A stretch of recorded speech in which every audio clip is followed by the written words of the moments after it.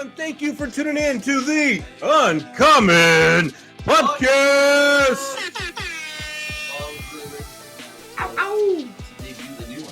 Oh, all right. So if you tune into our planning session, something occurred where...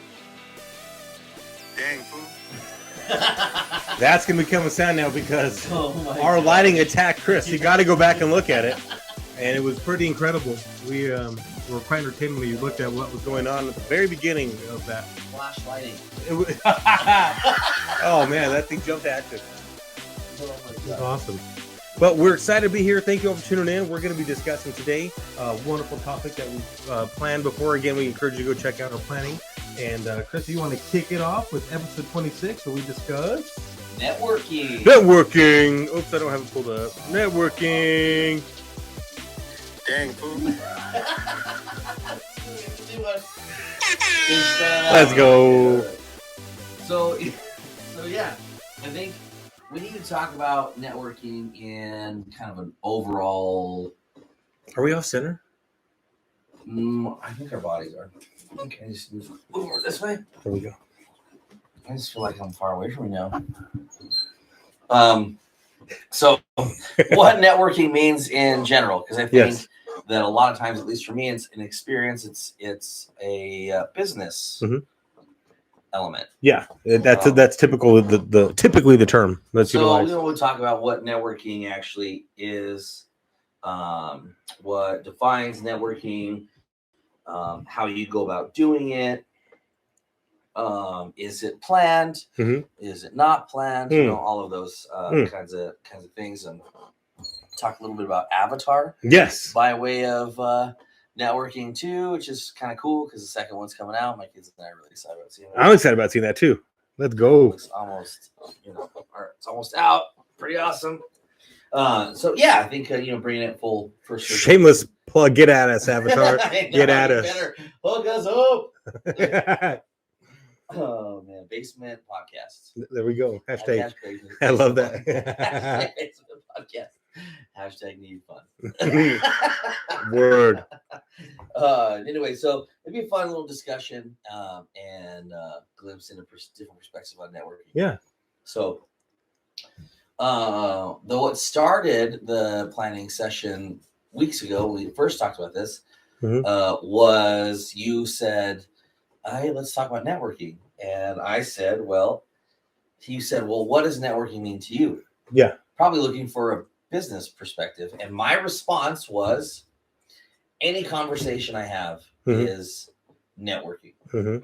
It's telling the other person something about myself, who I am, Mhm. who I work for, what my job is, any of that kind of stuff. Mhm. So I feel like any conversation, any form of communication that we have Mhm. is a form of networking. Mhm. Yeah. Like I think if it hearing you say that and kind of spinning off of the Avatar thing, if you've seen the movie, you understand. But being like plugged in to it, like Oh yeah. I think about like computer systems or just like a good analogy, just plugging right into like See, power Avatar, for the you take lights Matrix too. or in the Matrix, exactly. And so it's or a system that spreads, so like a web Mhm. also, right? Like a spider web, it's connected and you get caught in sections sometimes too. And Right. it can get sticky when you're networking. Well, that I think what you refer You know? to was like the structure. Right. The structure of the network, Yep. right? Yep. We talked about the action of networking. Right. What does that mean? How can you define that? General way, it's any Mhm. kind of communication that you put out there Mhm. about yourself or anyone else. It's a network that you're Mhm. creating or building within. Yes.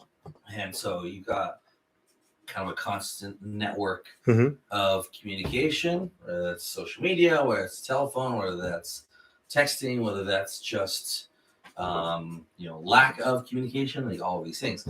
And so I don't think anybody should really discount that term, Mhm. because even if you're an introvert, you're still distributing information Right. by way of non-verbal Yes, communication, nonverbal cues, exactly. things like that. So really, any form of communication that you have Mhm. is a form of networking. Also, Mhm. what you said, you talked about connections. Mhm. That's part of like the other element. Mhm. The connections that we make, you and I make, Mhm. people that interact with us, Right. follow us, listen to us. Right. Thank you for that, by the way. Thank you. That's our network. Sometimes we don't even know Right. people in our network Right. because of the way communication is based. Exactly. These days, we want to be careful of Mhm. that as well. Who we invite to our network, who we include, Hmm. who we have conversations with, how we have conversations with that entire Hmm. network, Mhm. right? And then when we're aware that we have a network, you and I are aware that we've got listeners and Mhm. following. Mhm. How do we communicate with them? Yeah. What does that Um, community look like? I think that's the other thing that the network evolves to is your community. Mhm. And you have to also, hearing you say that, I think of like a lot of the topics we discussed, boundaries. You got to manage those relationships accordingly, and sometimes certain connections are not as necessary, you know. So I think that there's like a pruning of the network that occurs Mhm. as well to keep that network healthy. And once you start that process and get through some of it, then it's about speaking to your network. Hmm. However it is that you are speaking, what are you trying to say? Hmm. What do you want to say? Hmm. Because regardless of whether I think you're an introvert or an extrovert or no definition of all, Hmm. um, Yeah, well, you- people you- are going to be a combination or one or the other, Yeah. more so. Yeah. But you're still wanting to tell people something. Sure. So we talked about nonverbal cues in a very Yeah. vague way, but in terms of an introvert, Mhm. by not communicating, not responding, Mhm. not interacting, Mhm. not doing things outside your home, like however it is that you're experiencing that feeling Mhm. or that representation, you are still communicating to others non-verbally, right? That you don't want to be communicated with, Mhm. or Mhm. you don't want attention, or you don't feel Mhm. comfortable, you have anxiety, whatever those things Mhm. are that your goal is in your mind. Mhm. Excuse me, you're trying to give people all the signs by not showing your face, by closing your doors and windows, by covering your window, like all of those things. And so however it is you're doing that is still, as you mentioned, whoa, that mic almost jumped at me just like that. Yeah, light, dude. Light did in our place. Oh god. Oh my gosh, all kinds of setbacks today. Setbacks. That's a good one. Gosh. Is there an applause or a laugh in there? You know what I was thinking about, bro, is Dang, fool.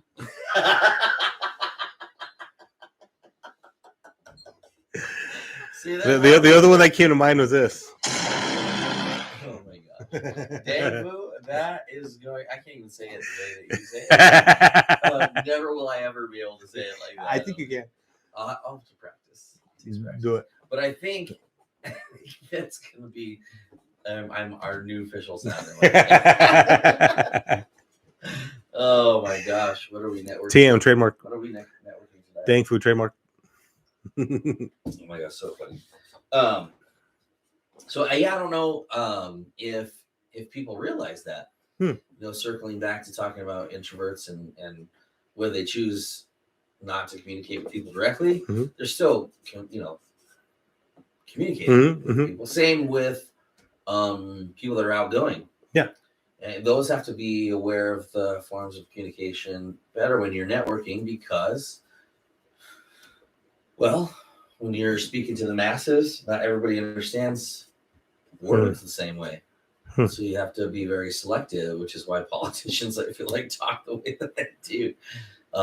People on TV and movie stars, and people that interview anywhere and represent a company, they are all it doesn't feel real because it's planned out or they're using very vague descriptions or whatever the case might be. But they're trying to communicate one thing and they're communicating something different because there's no genuity, so it's missing elements right there that yes, that you can really identify with. It shouldn't you bring that up because on the topic of communication networking, I don't know if you've ever seen stuff where there's these individuals who at upper levels study body language. Oh, So when a leader, like you stated, a politician or a public figure, essentially is speaking in front of others, how they're really like acting or doing stuff with their hands and like eye contact, all sorts of different things of how their mouth moves, how they do and say things. You can really tell if they're telling the truth. Like they're like, Oh, hey, yeah. this is blue, and this is blue right here, but they're calling it purple. Everybody buy this green bottle. Like that doesn't look like a green bottle. You know what I mean? Like, wait a second, and people see through it, yeah. but they're saying something different. To your point, so like you said, being sensitive about communicating, like there's power in your network and develop it, and we get to control that. But it's what you meditate on too, because what you're speaking is what you're feeling, what you're thinking. That comes your heart comes out of your mouth. You have to be careful of that, right? It's like not, reacting in emotion or speaking from emotion. In this case, in your network of people, because that could really hinder, eliminate, or damage, discredit, damage a current relationship that you have. Like an Avatar. Remember when they went to the big tree and they wanted to destroy it, and by causing the fire, they damaged the network. Do you remember that? Yeah.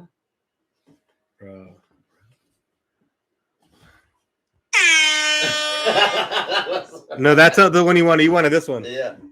Dang, fool. Yeah, that's the one I wanted. Give the people what they want. That's good. Oh my gosh. You have to see the beginning part of that planning because it was a very unique moment for the Young Common Podcast. Holy cow. Very real, which is why I thought that idea would be so funny because it catches. We're like, oh, I wish we had that on that. Like, dude, what if we had it recorded? Oh, now we do. It was live. Oh my gosh, it's on the internet. It's never going away. Anyway, what's next? There's a couple more topics, right?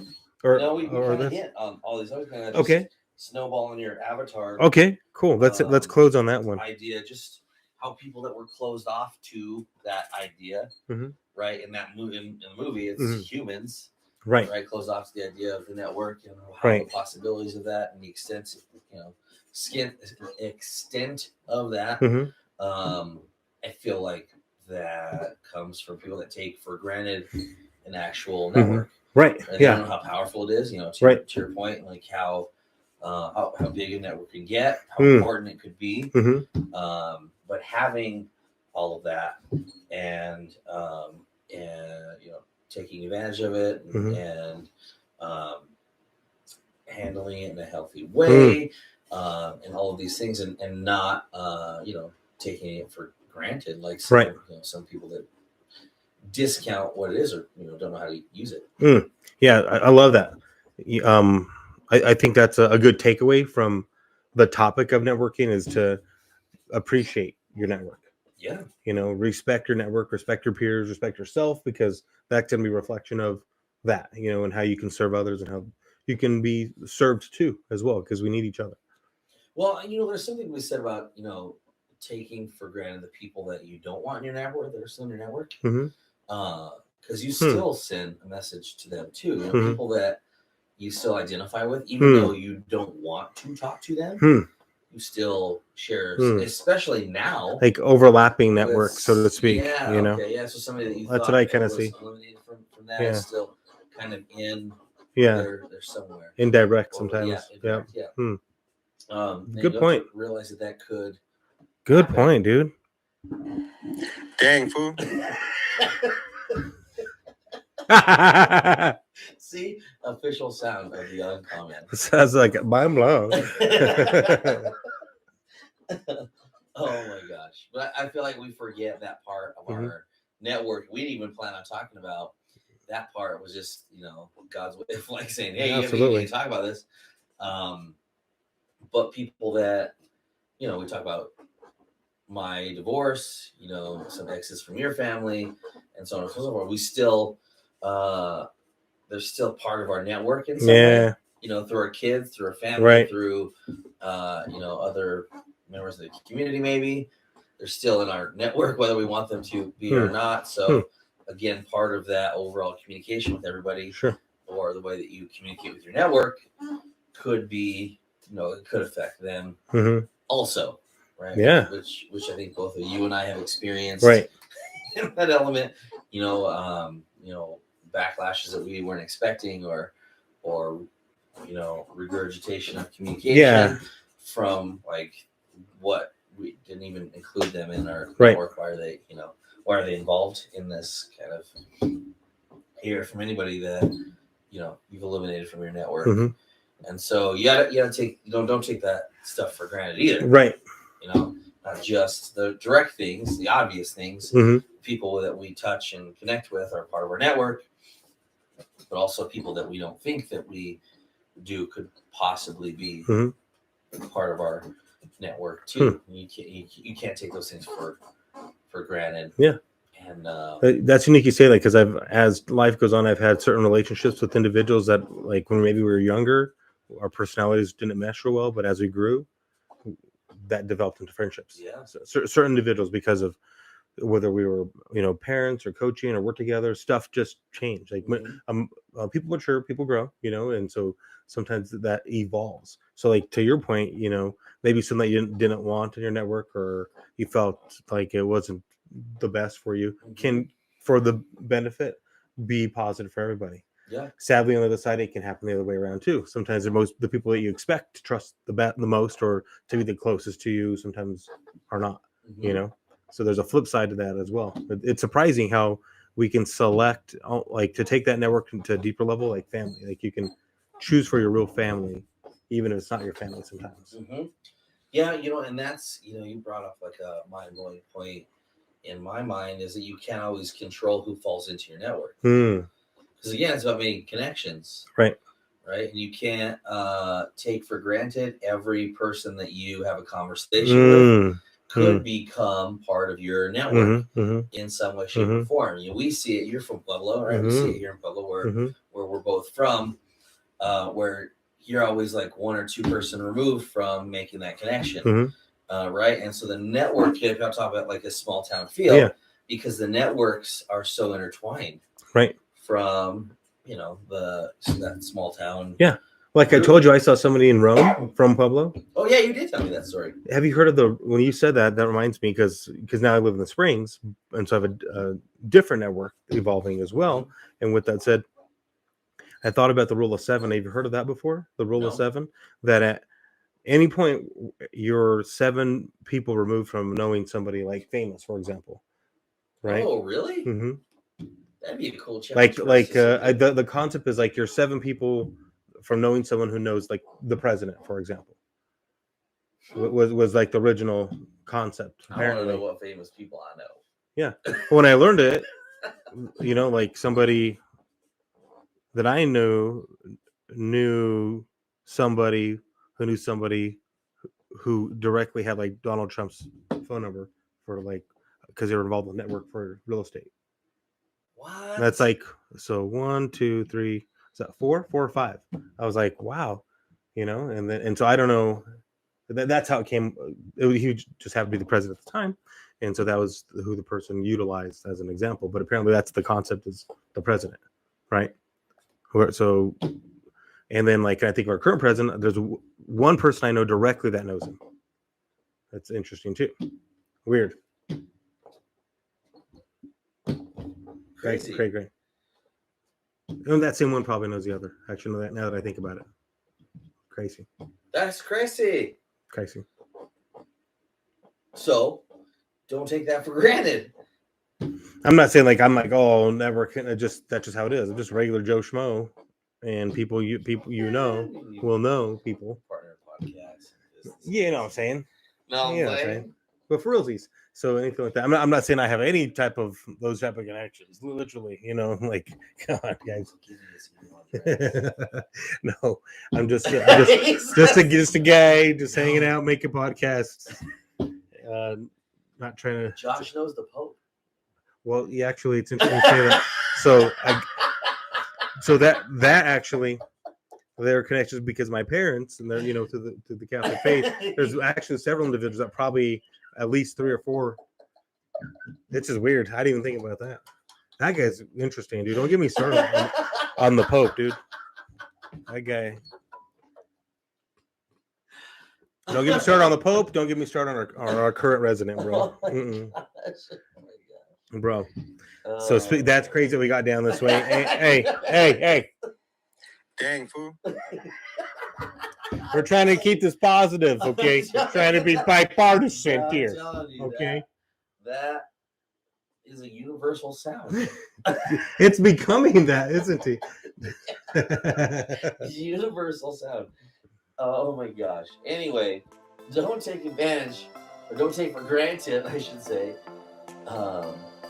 of how close or how far your network is. It's usually close. Wow, that's a good way to put it, man. Dang.